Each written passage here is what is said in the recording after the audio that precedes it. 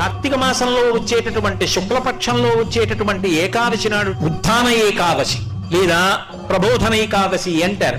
శ్రీ మహావిష్ణువు పాల సముద్రంలోంచి నిద్రలేస్తారు. ఆ రోజున ఆషాఢ మాసంలో మొదలు పెడతారు ఆ నిద్ర. అది యోగ నిద్ర. పైకి చేస్తున్న పూజ కాదు, మనస్సుల లోపల ఉన్నటువంటి భక్తిని లెక్కలోకి తీసుకుంటాడు దక్షిణాయన. ఉపాసన కాలం కాదు. భగవంతుని మీద భక్తి ఉంటే పూజ చెయ్యకుండా ఉండలేదు. కేవలం పూజ ఒక్కటే చేస్తే భక్తి అని చెప్పడము సాక్ష్యం కాదు. అందుకే భక్తి కన్నా పై స్థాయిలో మానసిక భక్తి ఉంటుంది.